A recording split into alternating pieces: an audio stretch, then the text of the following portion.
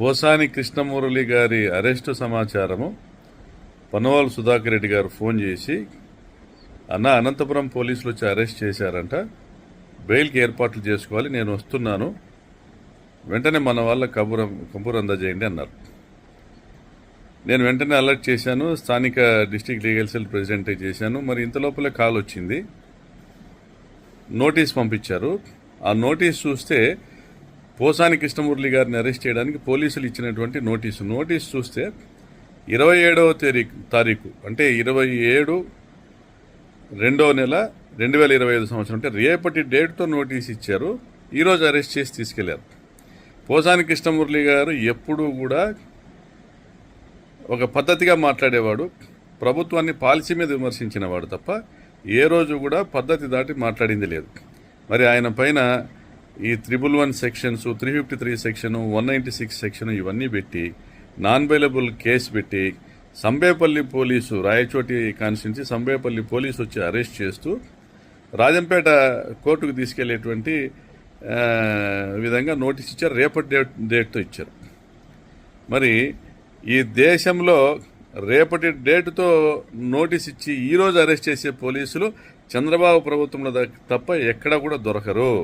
ఇది red book రాజ్యాంగం అమలు చేయడానికి మాత్రమే వీరు ప్రభుత్వాన్ని, ప్రభుత్వ యొక్క అధికారాన్ని ఉపయోగిస్తున్నారు తప్ప ఈ రాష్ట్ర ప్రజలకు వీరి నుండి, చంద్రబాబు నుండి కానీ పవన్ కళ్యాణ్ నుండి కానీ ఒరిగేది ఏం లేదు.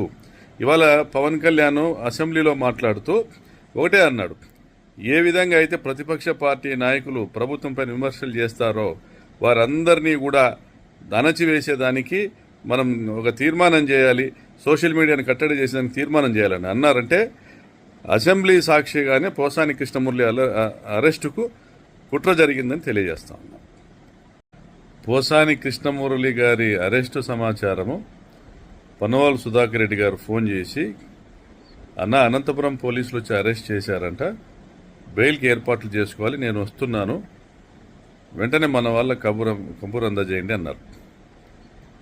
నేను వెంటనే అలర్ట్ చేశాను, స్థానిక డిస్ట్రిక్ట్ లీగల్ సెల్ ప్రెసిడెంట్ చేశాను. మరి ఇంత లోపలే కాల్ వచ్చింది, నోటీస్ పంపించారు.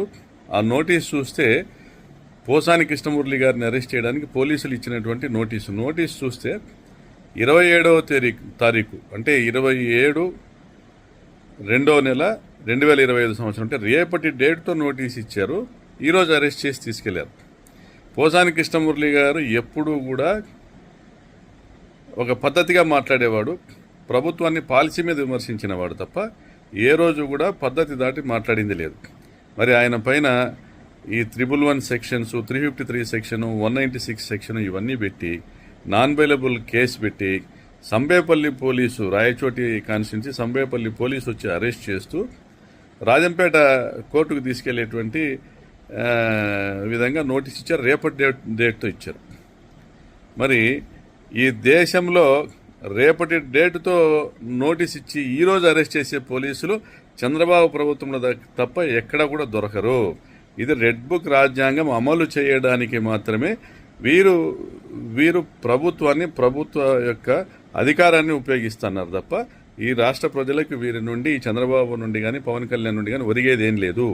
ఇవాళ పవన్ కళ్యాణ్ అసెంబ్లీలో మాట్లాడుతూ ఒకటే అన్నాడు, ఏ విధంగా అయితే ప్రతిపక్ష పార్టీ నాయకులు ప్రభుత్వంపై విమర్శలు చేస్తారో వారందరినీ కూడా అణచివేసేదానికి మనం ఒక తీర్మానం చేయాలి, సోషల్ మీడియాని కట్టడి చేసేదానికి తీర్మానం చేయాలని అన్నారంటే అసెంబ్లీ సాక్షిగానే పోసాని కృష్ణమురళి అరెస్టుకు కుట్ర జరిగిందని తెలియజేస్తా ఉన్నాం.